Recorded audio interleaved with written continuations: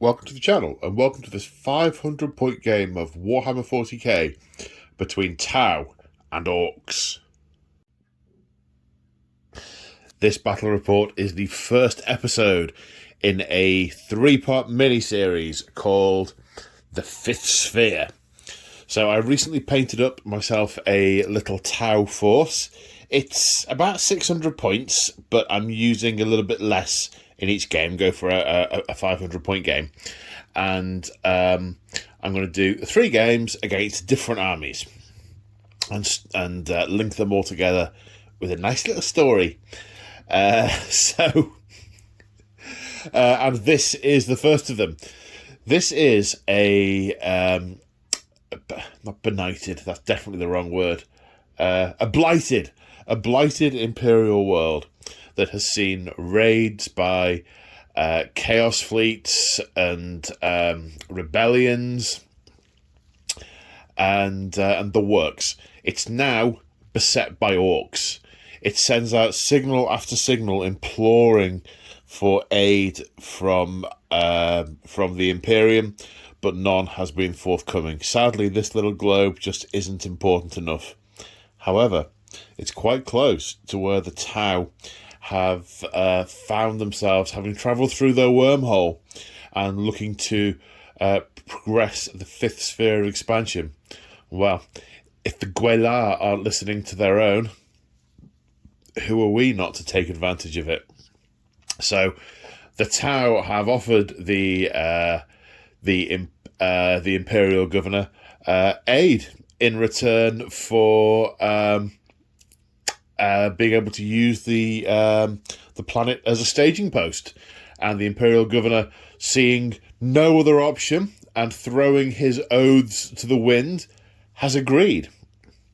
So the Tau are making planetfall, have made planetfall, and are fighting a lightning fast war against the Orcs to exterminate them. Oh yes, they are. So, before I go into details of the game, just a little bit of admin. For those of you who haven't seen my battle reports before, this is a solo hammer game, so I'm going to be playing both armies. I also tend to ramble a little bit. This is definitely not a sort of tight, well-edited video.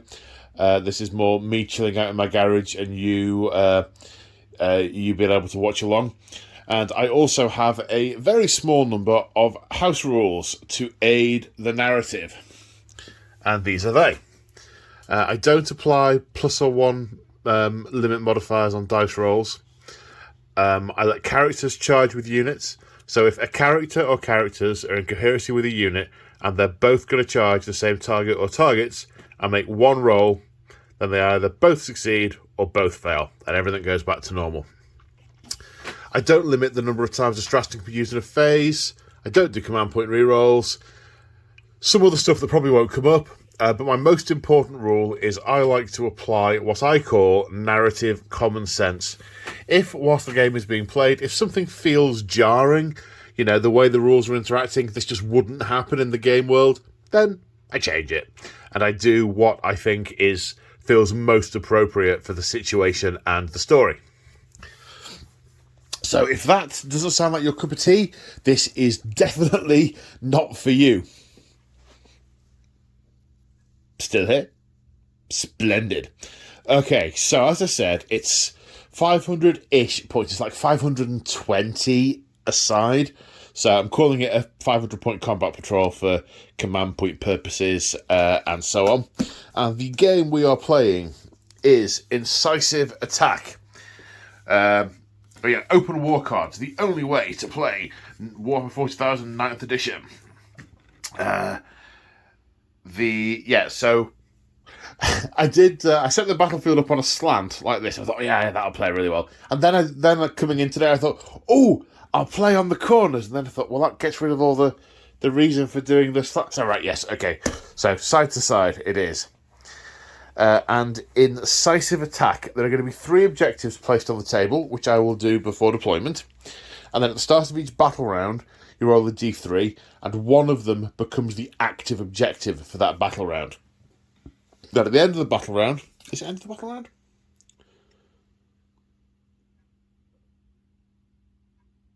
End of the battle round, yeah. Each player gets 1 point for each objective, however 2 for the active objective. So control there being very important. So without further ado, let's go and take a look at the armies. Okay, and here we have 500-ish points of Tau Empire, specifically the Viola Sept. So, where to start? Well, firstly, this is my first game with the Tau. I'm going to try very hard not to make any mistakes, but I almost certainly will. Please feel free to drop me a note in the comments for what I've missed. And ideally, if you've got page references as well, so I can go to it and go, aha, that would be awesome too.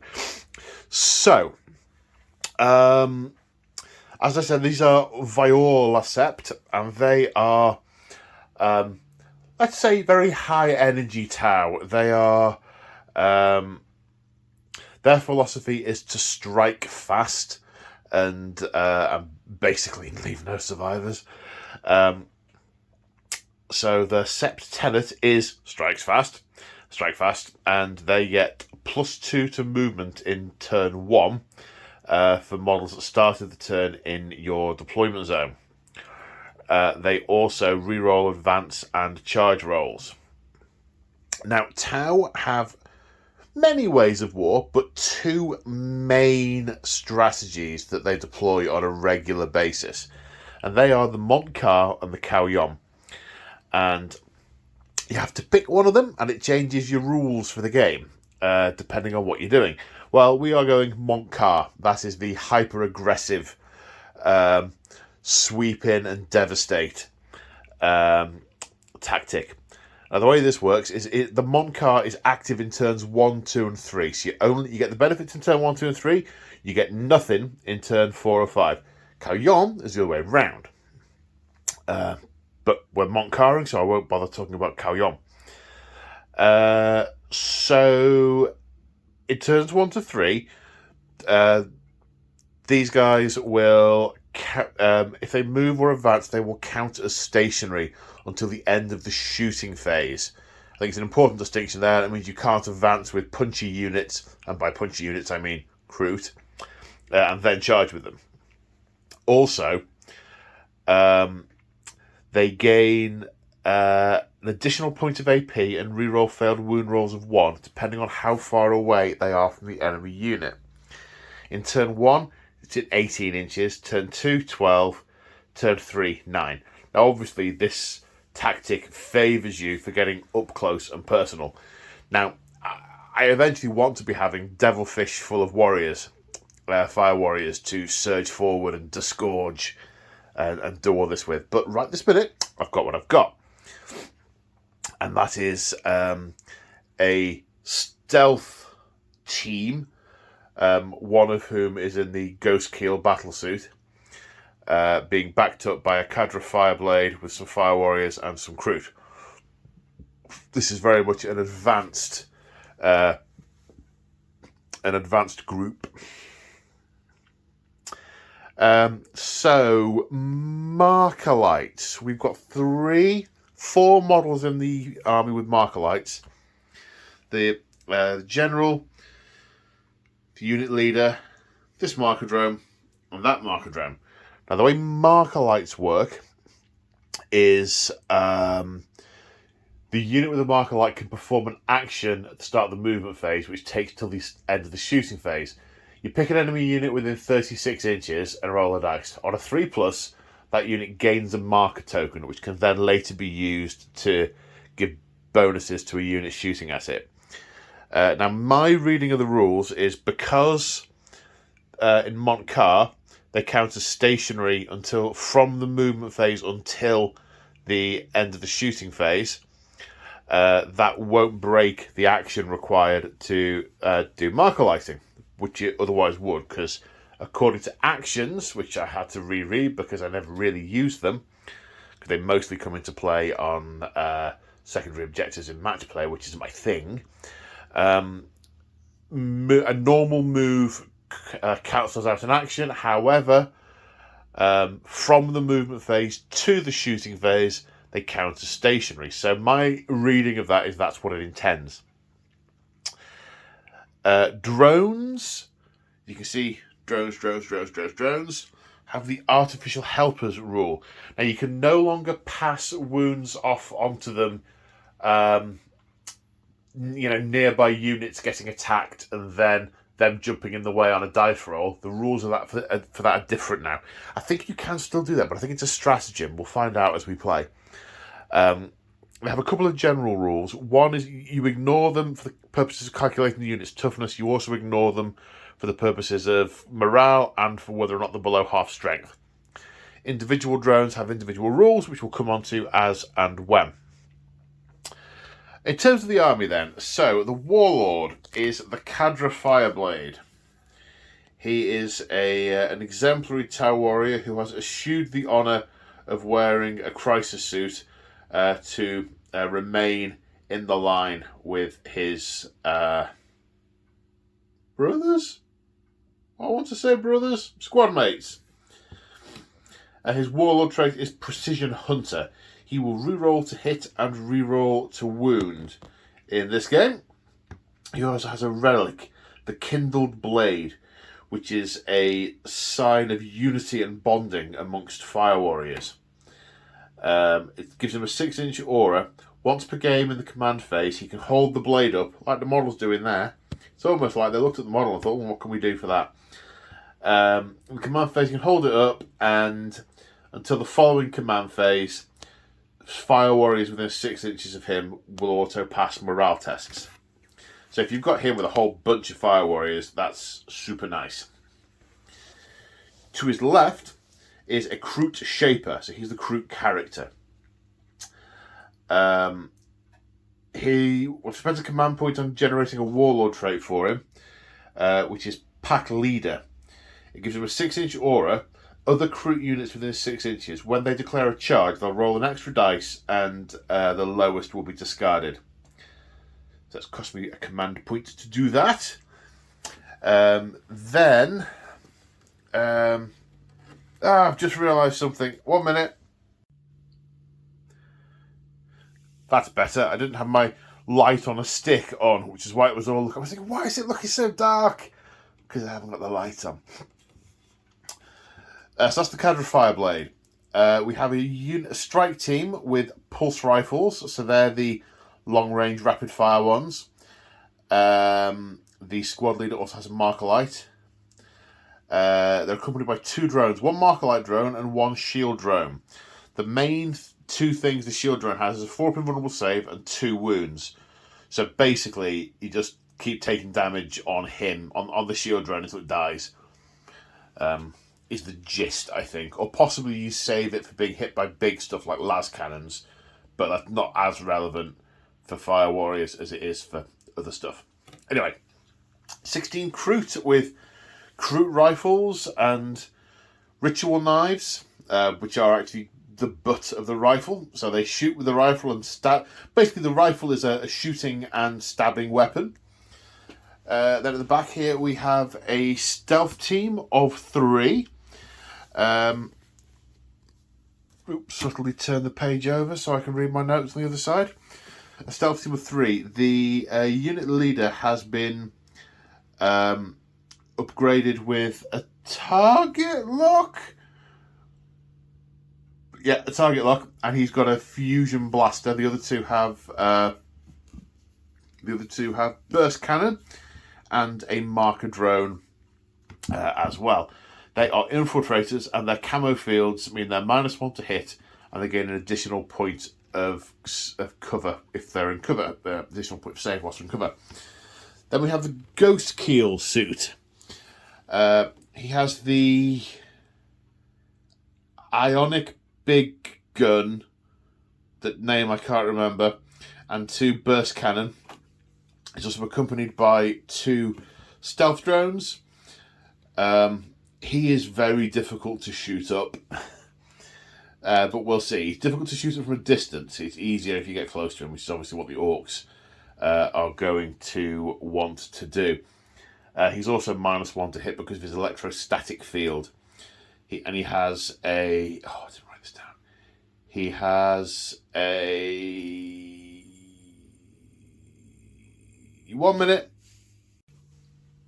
Right, Cyclic Iron Raker, that's what the gun was called, which is a heavy 6, strength 7, -2, 2 damage weapon that can be overcharged, but carries the risk of mortal wound damage.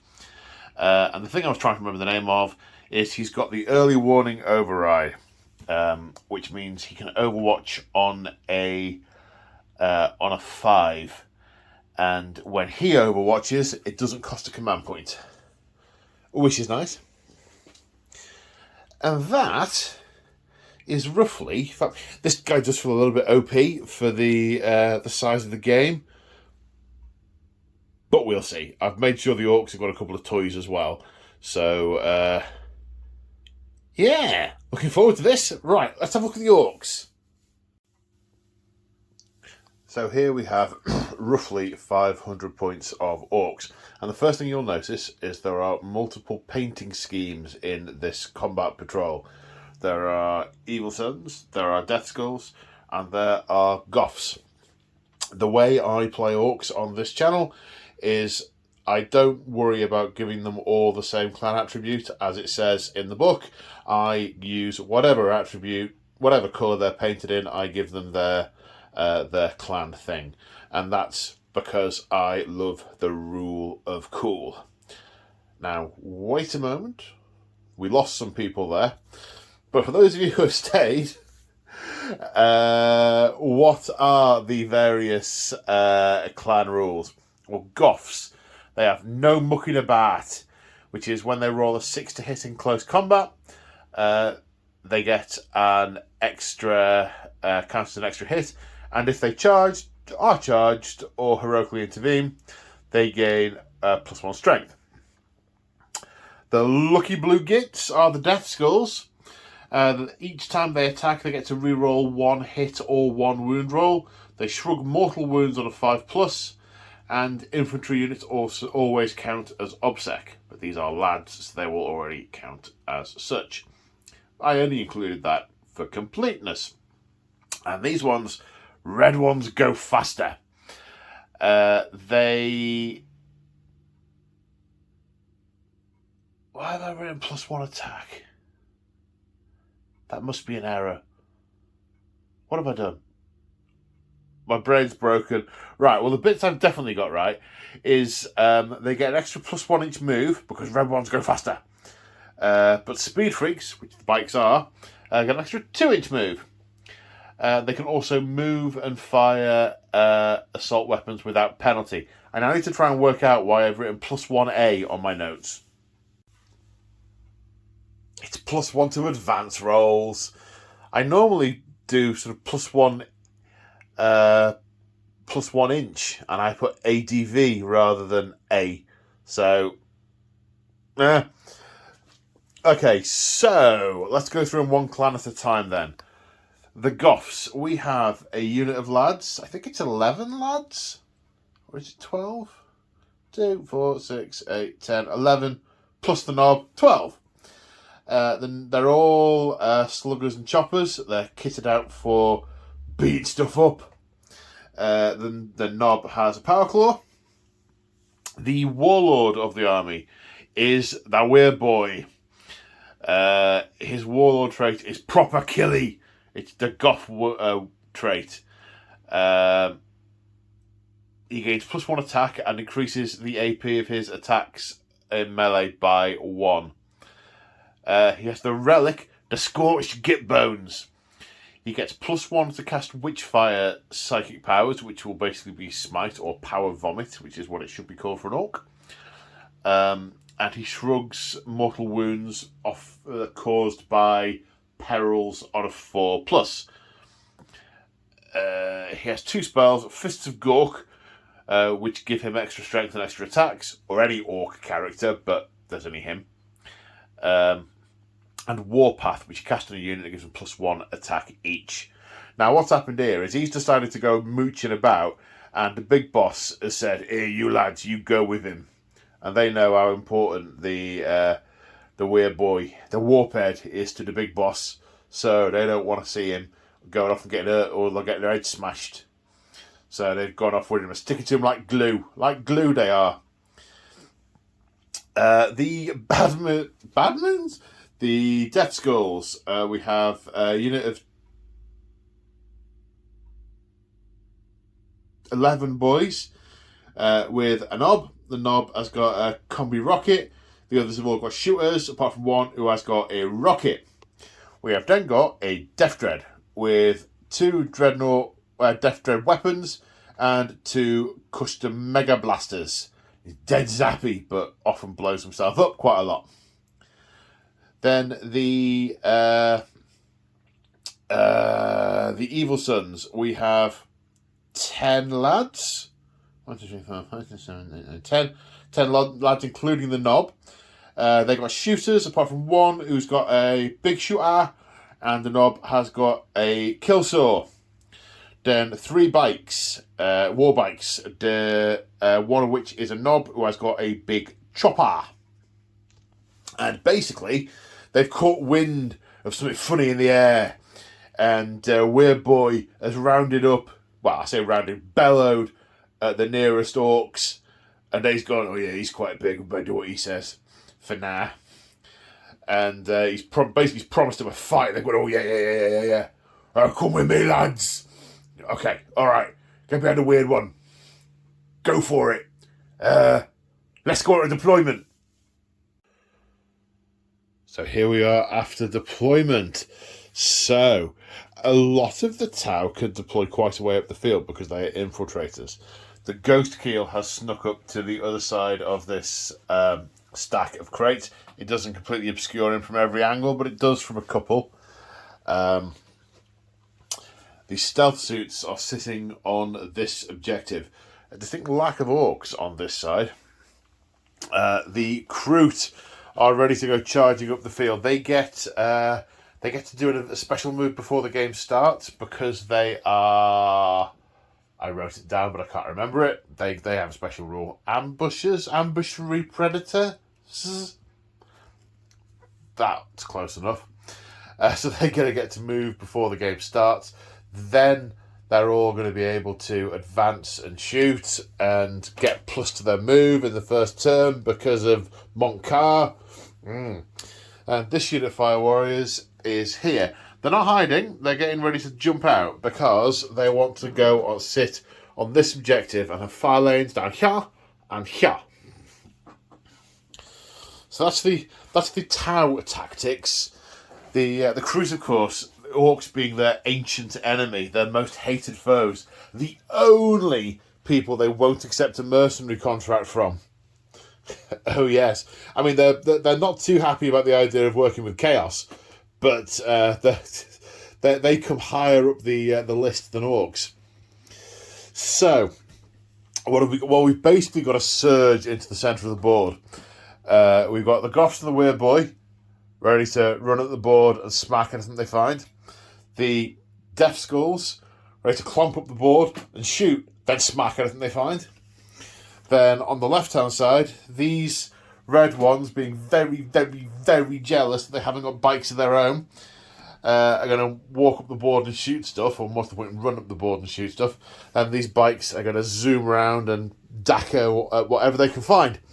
Yeah! But that's far more of a plan than any of these orcs should basically have. They're just basically going that way.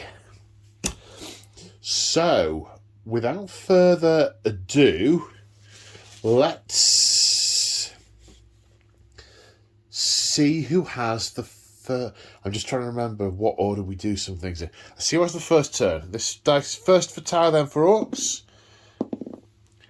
So the Orcs will have the first turn because why wouldn't you not? Why wouldn't you not? Then at the start of the battle round, we'll see which objective is active. 5 is 3. It's this one that the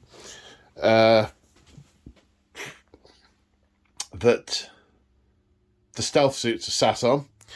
And then before the Orcs take their turn, the Kroot will do their 7 each move. There we go. So I've got to say, feels pretty aggressive on part of the Tau. Yeah, pretty aggressive.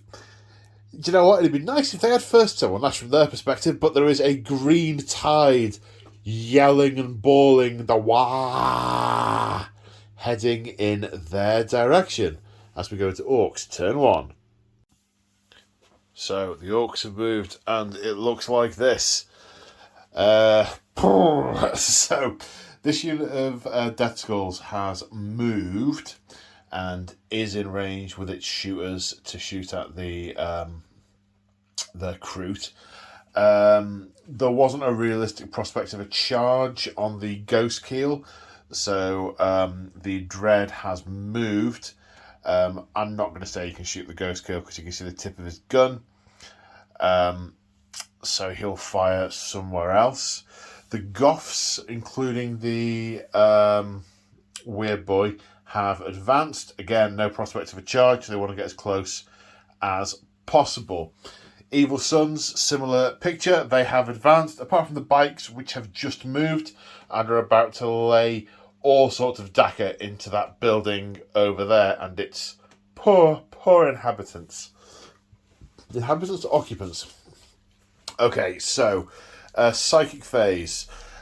Swollen with the war energy that all these excited orcs are generating, he's going to open his gob and vomit power with +1 because of his git bones, which is a 9. The Tau can't deny, so D3 mortal wounds to the Ghost Keel for 1.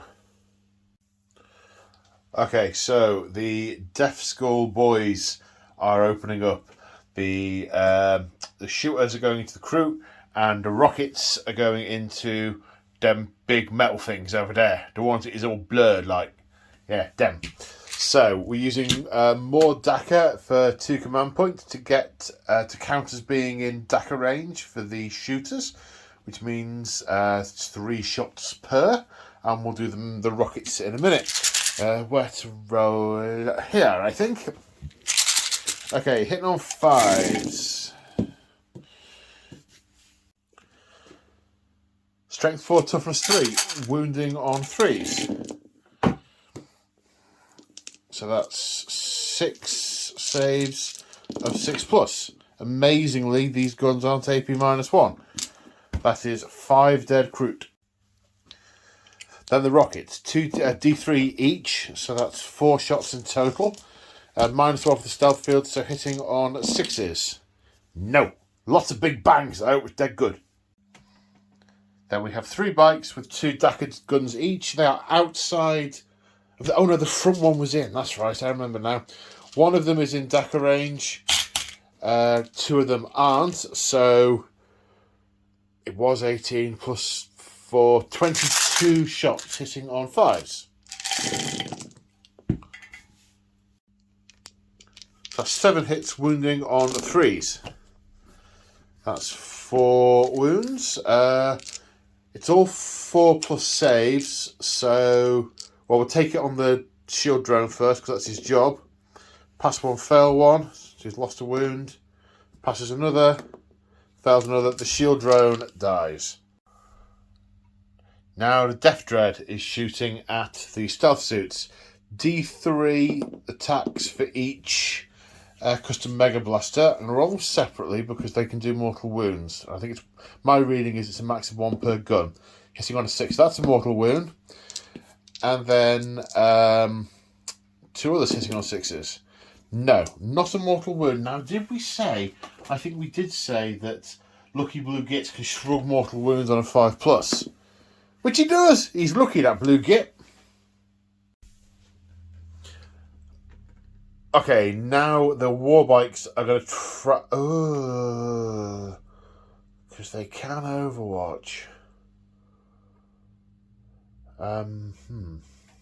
Well, there's no reason they wouldn't charge, but that was just an moment. They need... From this angle, I'm not sure if it's an 8 or a 9. It looks like I'll have to measure carefully. So hopefully I roll either... I just don't want an 8. It'll make my life awkward if I roll an 8. It's going to be an 8, isn't it? No, but here we go. Oh, do you have to roll both dice with here we go now? I believe you do. No. Yes, they would definitely have overwatched, I think, so let's sort that out. Right, 4 hits scored on Overwatch. Strength 5, toughness 5. Because, toughness 5. Toughness 5. So 2 wounds, 2 saves of 4 plus. Both passed. Oops. So that charge results in a no-score draw. Well, actually, it results in the tower having spent a command point. That's the result. No other fire is going on from the... Sorry, no other fire. We're in charging. No other charges. So I think we're in morale. The Crute lost 5. They can use the Shaper's leadership of 8. That is a fail. So 1 runs. They are not below half strength. So let's see if anyone else disappears. Another one succumbs from his injuries. These wouldn't run away. They stayed on their feet whilst the fire was incoming, but now they have unfortunately bled out. So that's the end of Orc Turn 1. Fairly lackluster. Now some Crute died. That was dead funny. Sorry, my brain's engaged Tau Turn 1. So let's go on to Tau Turn 1. So we're at the end of the movement phase. In the command phase, the Cadre Fireblade used target sighted on the strike team, which means they will re-roll 1s to hit when shooting. He's also holding the Kindred Blade aloft this turn, so because I anticipate being charged and therefore losing some next turn, so they will not fail morale in this turn or the next turn. There's some difficult decisions, because I did originally have the strike team further out to be able to shoot down here as well, but that put them awfully close to those Goths. So the better part of Valor, they've backed in a bit. Hopefully the Goths charge. Yeah, well, we'll see what happens there. There are 2 units here. There's absolutely no way they can take them both out, so they're going to be attacked no matter what. Oh, I forgot to move the drone. There we go. Took him in there. Over here, the Crute have moved. They haven't advanced. They've moved forward. They're going to need a 7-inch charge, but they have got some shooting to do with their Crute rifles first. Try and pick off a couple of Orcs. The stealth team have moved slightly to get burst fire line of sight on the unit of Death Skulls, and so the fusion gun can have a pop at that Dreadnought. And the Ghost Keel has... I wanted to move him over here to back up the fire team, because then they'd have been able to deal with both those targets. But he'd have been stood right in front of the Goths and the Dreadnought, and the Death Dread, if it had survived. So he wouldn't have made it to the end of next turn. So we're having to think a little bit longer term. Tower making my brain hurt. Orcs is dead simple. Yeah. So we've moved left to put fire into these things and see what's left after we've started shooting. I really don't know how this is going to go, because the Orcs being high toughness, it should in theory mean a lot of these wounds don't get through. So it'll be interesting to find out. But before we finish the movement phase, we've got to... Oh no, I was meant to do it at the start of the movement phase. Before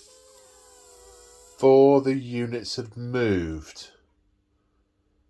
Well, they were over here before they'd moved, so they could definitely try and put a marker light on those boys, which they failed to do, but they have another marker light in the same unit, which they succeeded at. Oh, I need tokens. Tell you what, I'll use command point tokens for now. They've got a marker light on them. And he was more or less there as well.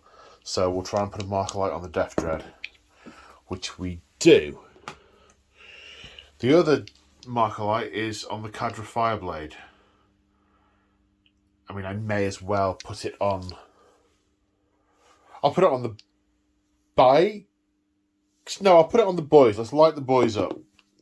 No, also failed.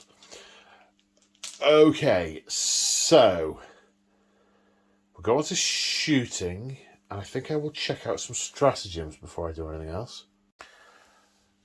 Okay, so the strike team are firing at the evil sons. Now, there's a whole bunch to remember. So there's a mark light on the unit, so they're going to hit on. They're going to get +1 to hit. I thought it was reroll 1 to, isn't it? It's +1 to hit. So they're going to hit on 3s rather than 4s. The Fireblade's target sighted means they'll reroll 1s. Spread the command point on Relentless Fusillade, meaning they basically count as being in rapid fire range. So they're going to get 2 shots each. And Monkar means that because they're within 18 inches, they're going to improve the AP by 1, but that doesn't matter because they've only got armor value of 6 and the guns are already AP 1 anyway. But they also reroll 1s to wound.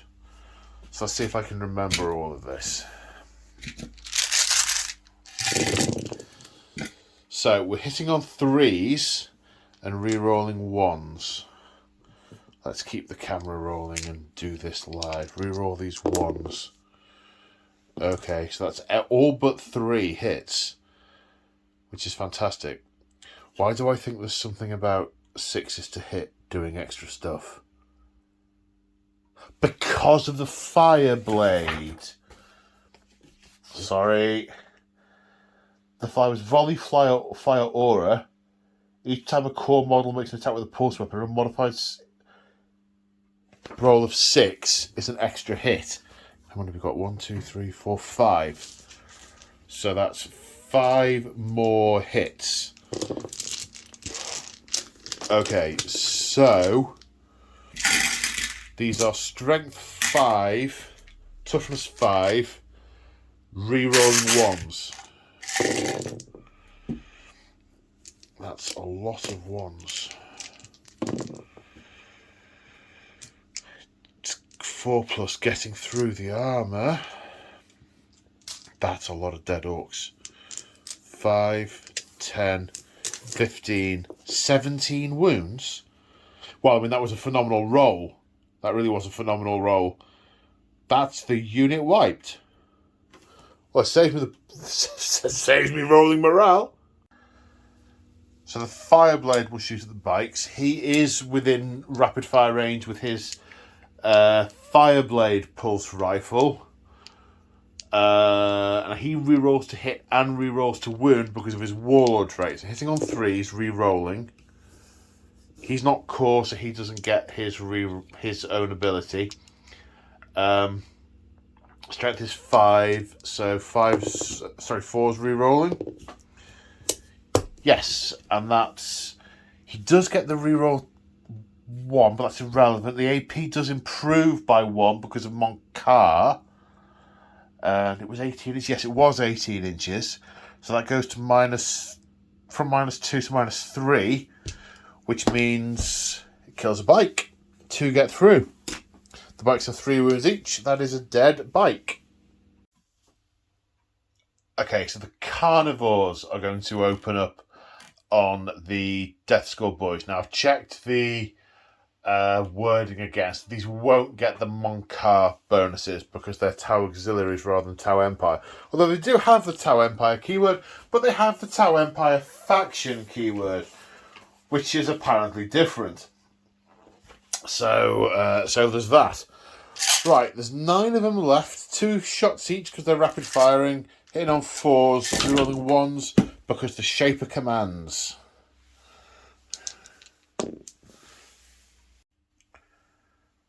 Ten hits, wounding on 5s.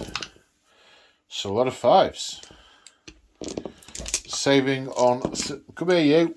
And don't knock those dice over. 3 inconsiderate. Saving on 6s. Well, that's 3 very lucky blue gits. 2 dead orcs. Now the Ghost Keel is going to fire his cyclic iron raker into the Death Dread and his 2 burst cannons into the boys. So the cyclic iron raker is heavy 6. We've got a thingy on there, so we will hit on 3s. And by thingy, I of course mean Markalite. Markalite. Right, is there anything Monkar related I need to remember? No, it's reroll 1s to wound and the AP gets better by 1. Oops. Okay, strength 7, toughness 7, so wounding on 4s but rerolling 1s. Reroll that 1. Wounds on a 6. It's -4, it's -2 naturally and an extra 1 for Monkar, so it'll save on a 6. These blue gits, they are lucky today. Yes, they are. Then 12 shots with the burst cannons hitting on 4s, because no Markalite in that unit. Come here. It's a lot of 6s today. There's a lot of 6s. Winning on 4s because strength 5, toughness 5, but re-rolling 1s because of Monkar. That's 4 orcs. The AP goes up by 1 because of Monkar, which means they are dead. 4 dead orcs. I've got to do the Shaper, so the Shaper's going to fire as well. He's got a better made Cruit rifle, which is rapid fire 2, and it's AP -1. Still hits on 4s. And wounds on 5s. Nothing there. So I think we've just got the stealth team left to fire. And the stealth team are going to put the fusion blaster into the Death Dread and the 2 burst cannon into the orcs, into the boys. So the fusion blaster into the Death Dread, hitting on a 4. Misses. Burst cannon. Oh, I've not got my dice ready.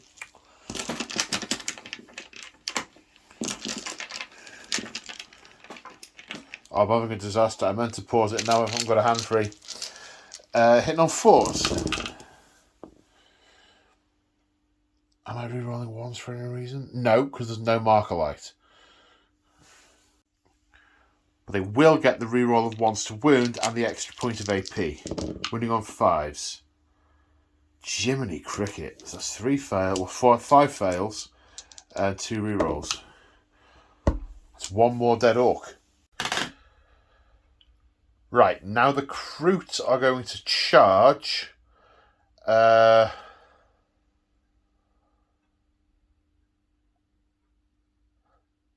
may as well declare them against the Dread as well, because they're just going to flood through the centre there. So the Shaper and the Carnivores are going to charge the boys and the Death Dread. Now they get the extra dice and discard the lowest. Discard the 2. That's 8 inches. I think that's enough. Let's check. So after charges, the Cruit Carnivores are activating and piling in.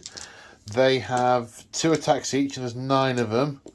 So that's 18 attacks. 1, 2, 3, 4, 5, 8, 9. I thought they had more stuff from this. It must have been I was looking at relics that I didn't give to the Shaper. Because I thought, oh, this is a really good relic. And then I read the description and it said, this is a small sliver of meat from an extinct species. It's like, okay, I don't really think he's going to have that here. That sounds really relic-y, not the sort of thing that you get on every battlefield. Regretting it now would have made them harder. Hitting on 3s, rerolling 1s again because of the Shaper. I'm glad I'm rerolling 1s. After rerolls, 14 hits. Now the difficult bit. 5s to wound. 1, 2, 3, 4, 5. An AP -1 because the butt of the Cruit rifle is -1. There are 1, 2, 3, 4, 5 wounds there. They have wiped the unit. which means we shall be spending a command point on the Grisly Feast. Oh yes, we will. And for the rest of the game, they get a 5+ Feel No Pain. Ha ha ha ha ha! Which is probably just as well, because that Dreadnought's about to kill some of them. Piling in has unfortunately blocked out the Shaper, so he can't get in to fight. Yeah, 2.5. Yeah, he can't get close enough, but he will try. There we go. The Death Dread will fight back. Yes, 5 attacks with his Death Dread claws, hitting on 3s. 2s are all that's required to mush. A lot of 6s, these Kroot. That's 5 of them, however, only just 3 damage, and they have 5-up shrugs, so you never know. Dead. Dead. Dead. Dead. Come on, last one. Dead. So 5 Kroot carnivores torn apart by the Death Dread. We are now in the... Bravery's the wrong word. I'm playing a lot of AOS.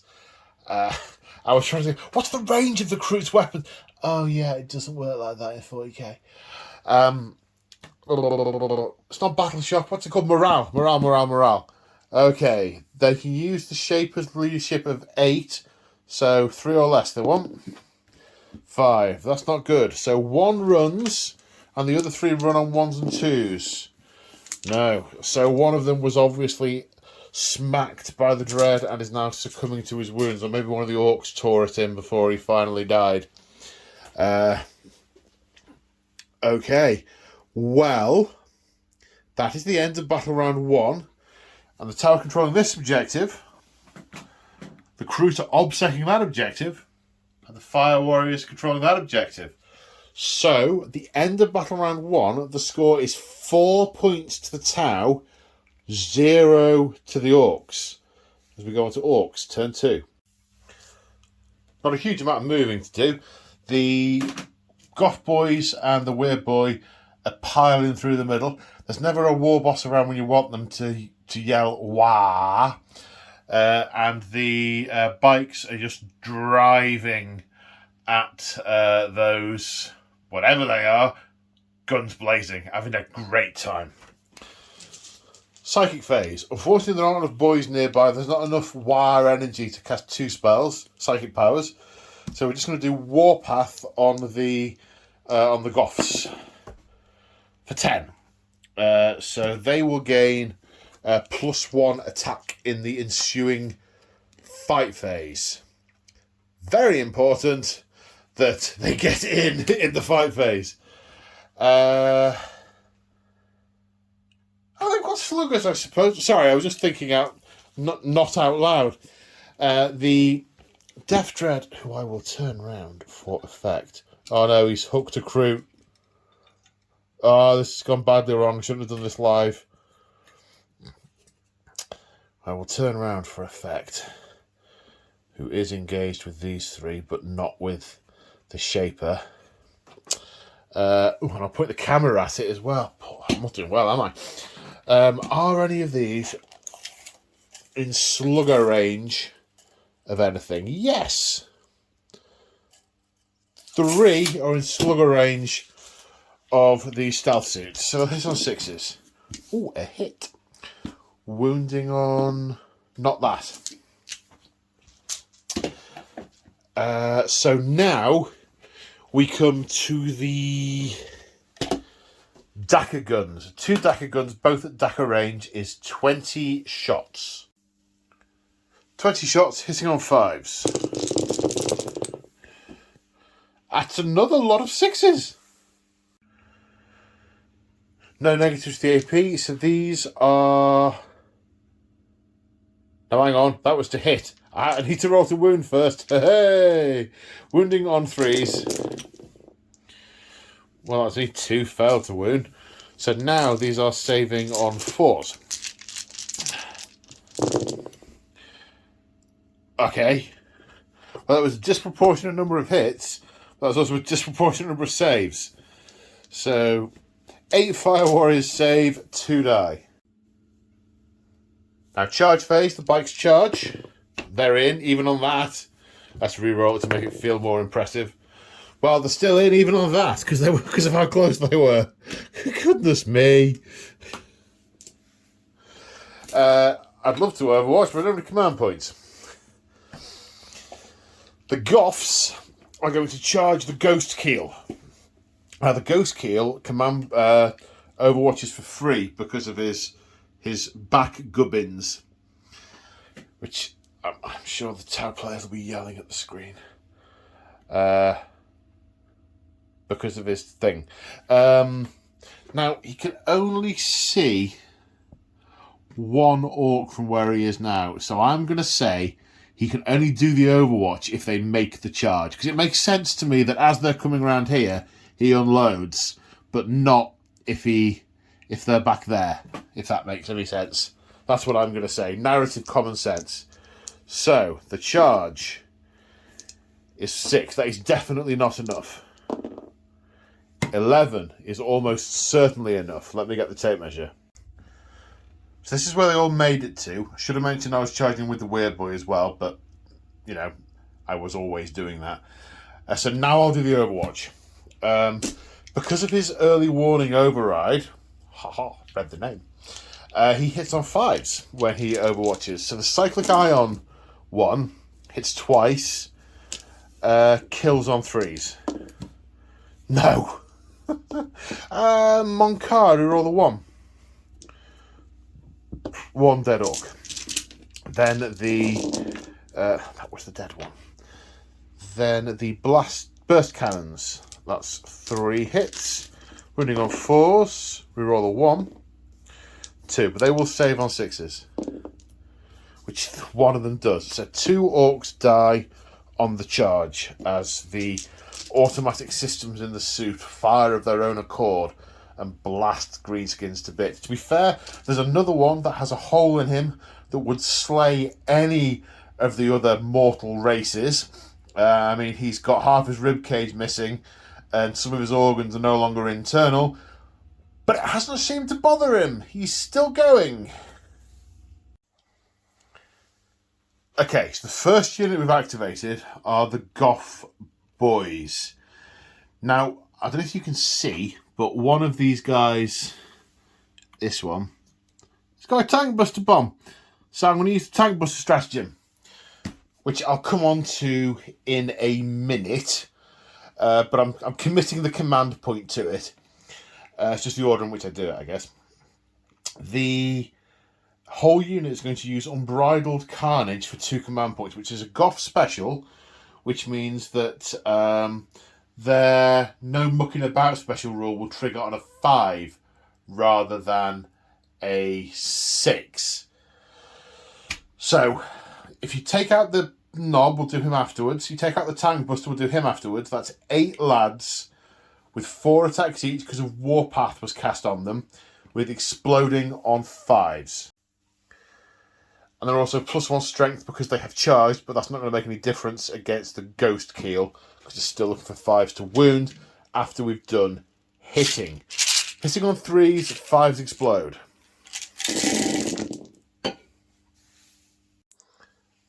So after the explosions, out of 32 attacks, we got 33 hits. Orc maths. Wounding on 5s. So that's 12 wounds. The first thing we're going to do is interpose the drones in the way. It's all part of the unit, so I can allocate it to the drone to take the save. Drone save is 4+, -1 for choppers, apparently. So they're going to save on 5s. So one of those dies. And then, again, saved. Right, the drones are dead. So now the remaining saves are on the Ghost Keel. 3+ save, -1, 4s. That's a lot of 4+s. This game has been kind of swingy with the dice. I haven't been any average rolls. So that's 2 more wounds taken by the Ghost Keel. So he is down to 9 wounds. Now, if the tank buster bomb hits, which it does 2d3 mortal wounds, and the attack sequence ends. for 3, leaving him on 6 wounds remaining. Now we have the knob. Okay, so just been working stuff out in the head. With the +1 strength and the power claw, it doesn't matter which way round you do the plussing or the timesing, it's still going to wound on 3s when we get to that. It's -3 to damage. I'm trying to work out if you can actually do it. It's -1. It's got 3 attacks base, +1 for Warpath. He'll hit on 4s because the power claw is -1 to hit, but 5s and 6s will explode. So let's see, 1, which is 2, which will wound on 3s. It's not dead.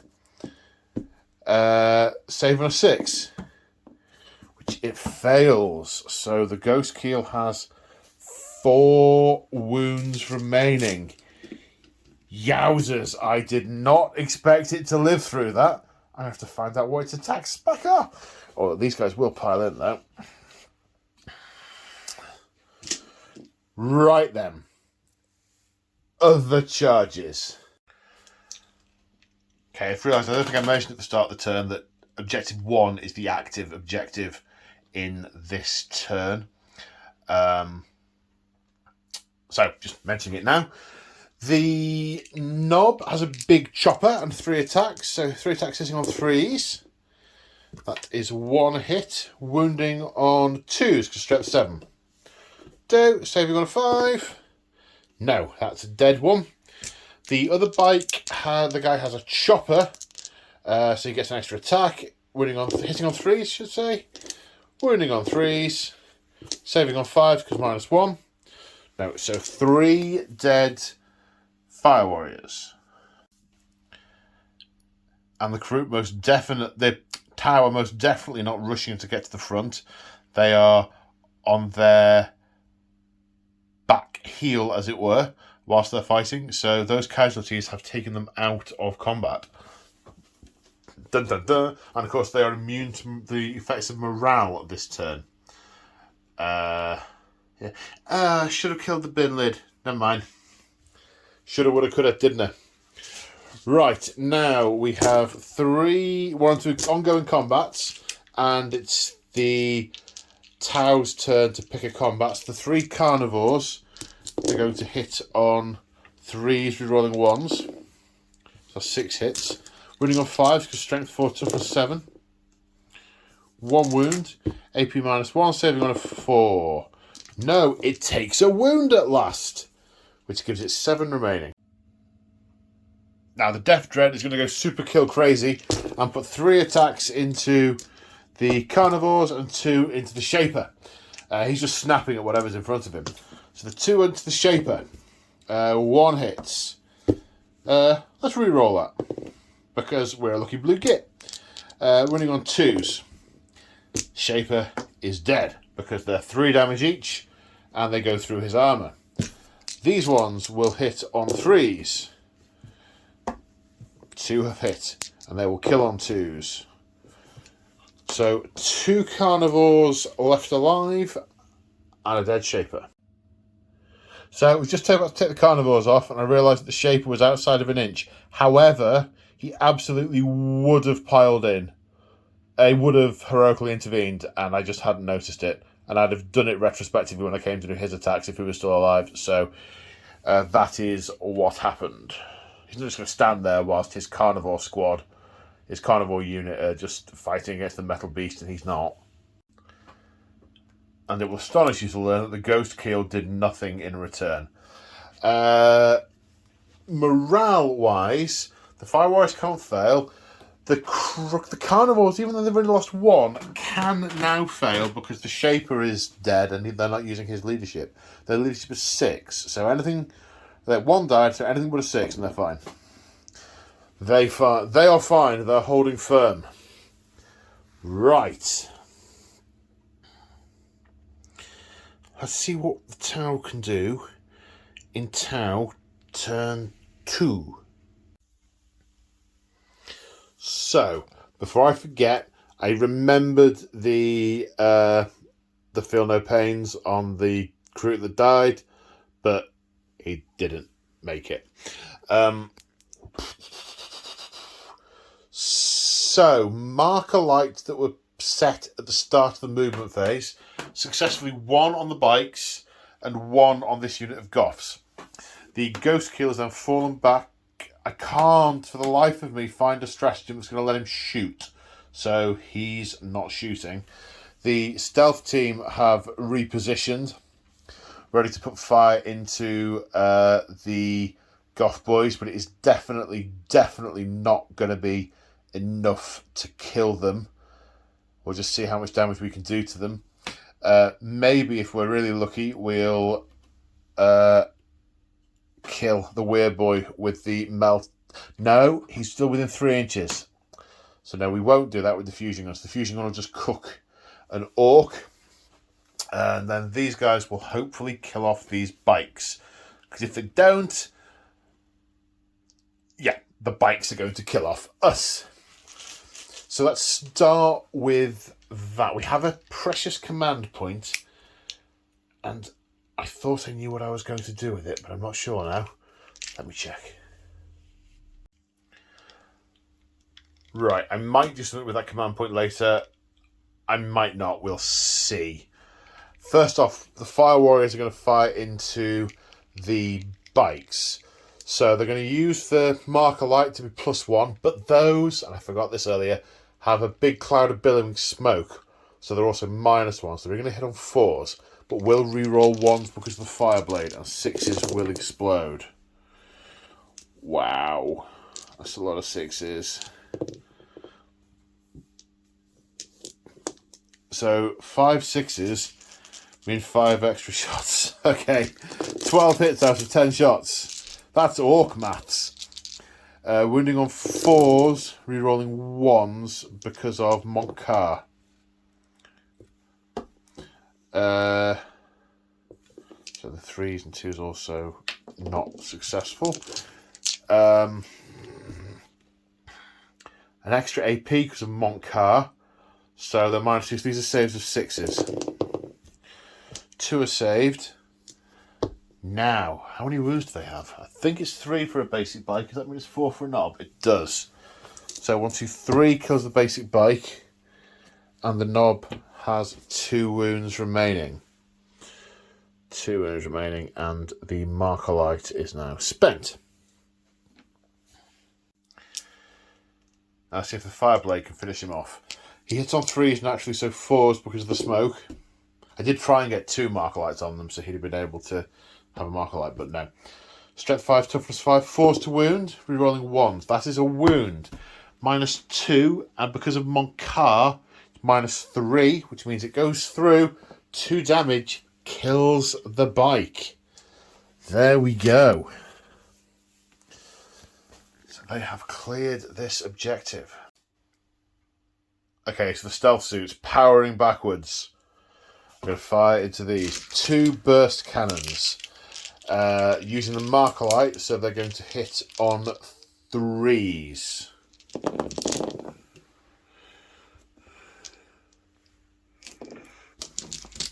Strength 5, toughness 5.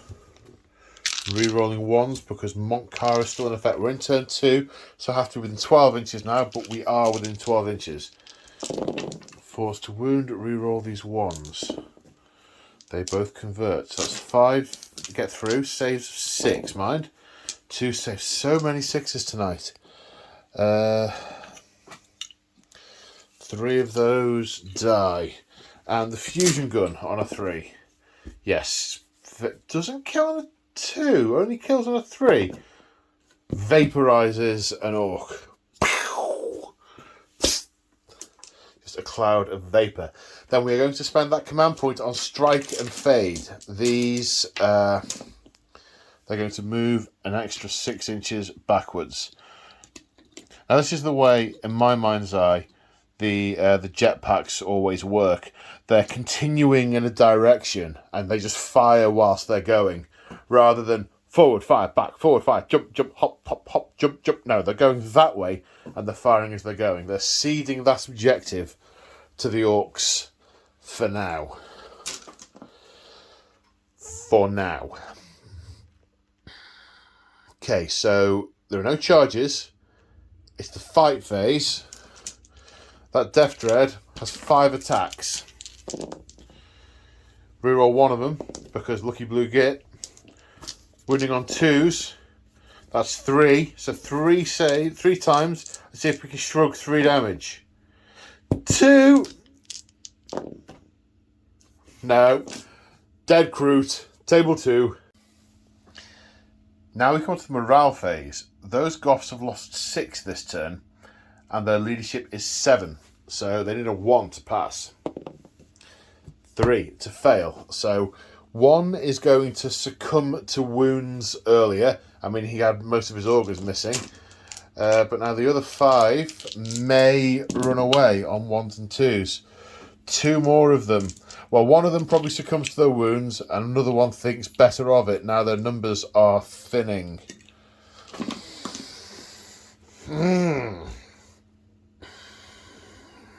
So, the Orcs looking decidedly thinner on the ground. Let's see what they can do in Orcs Turn... Is that the end of the battle round? That is... Sorry. That is the end of the battle round. Sorry, I thought... mixed up there. The Tau control this objective for 2 points. The Orcs control that one. And no one controls this one. So the score at the end of battle round 2 is 6 points to the Tau, 1 point to the Orcs. As we go into Orcs Turn 3. At the start of battle round 3, objective number 2 became the active objective. So it looks like this. The Goth lads, incensed at having been attacked from the side, have started piling down here to try and get to the gits what done it. The Death Dread cannot wait to start pulling bits off this big enemy dread and looting it and plugging bits into itself and wiring it up and see what happens when it goes bang. The Weird Boy is pretty much spent. His huge surge of wire energy has been expended, but is thin in the air. He's exhausted and he's falling back. Besides, the big boss will be really, really angry if he's gone and got all of these lads trashed and not won. But he's still better than being dead. Because he won't kill him, he's special. So, he's going to try and blow this thing up. He's going to use his last reserves of wire energy and try and vomit on it. Uh-oh. Oh, it didn't work. Weezer's got... Nah, none of the green left. None of it left. 3 sluggers over here, hitting on 6s. No. 2d3 shots for 3 and 1 with the thingy doodah guns. Hitting on 6s because of his thingy. Oh, we got a hit. Then the other gun. So 1 hit. Strength 8, toughness 7. Winning on a 3. Oh, should have rerolled one of the hits. I will do that. No, I won't. I would have kept it to reroll the wound. And I didn't need to. It's -3. So a 6-up save. Definitely not a 1. And it does... I'm going to have to check. My confidence evaporated when I realised that everything could have changed in this codex. D6 damage. It has 4 wounds remaining. That's more than 4 wounds. Does it explode? It does not. But it is now ready to be looted. Yeah. Now these lads is going to charge into these gits. 6 inches is not enough. 6 inches is not enough. No comment. That is the end of Orc Turn 3. What to do. Tau Turn 3. Montcar is still in effect. Just. Okay, so in Tau Turn 3, the last turn of Montcar, First thing we did was spend a command point on designated tasking to split the drone off from the fire warrior unit. The drone is keeping an eye on that objective, watching out for threats from all directions. The fire warriors and the cadre have advanced this way, which they do not count as having done because we're still in Montcar.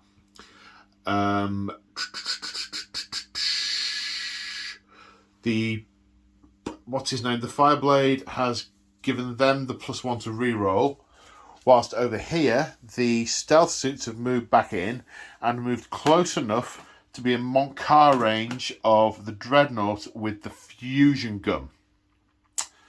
The Dreadnought was also lit up with one marker light. So the stealth suits are going to fire. The fusion is going into the Dread, and the burst cannons are going into the boys. So +1 to hit. It's going to hit on a 3, the fusion gun. It hits. There we go. The marker light doing its work.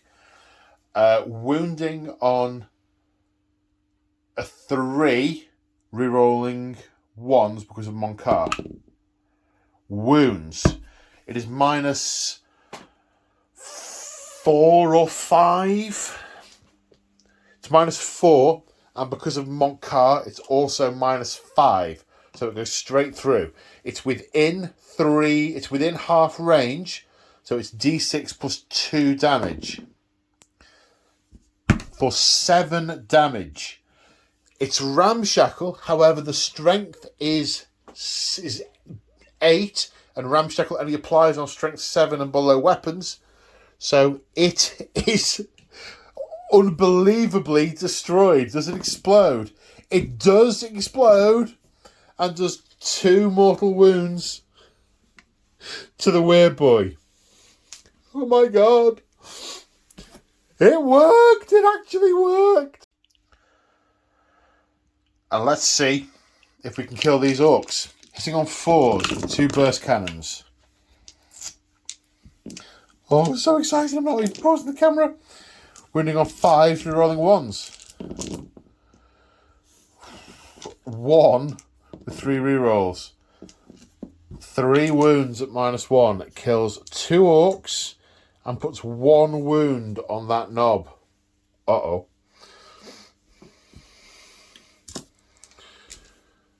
Then, the fire warriors were going to shoot at the Dreadnought. But the Dreadnought's not there anymore. Tape measure! 2 of them are in rapid fire range, the others aren't, so 7 attacks, 7 shots I should say. Rerolling 1s because of the Fireblade. Running on 5s. Strength 5, running on 4s. That's a wound. That's the last wound. And that knob is dead. And at the end of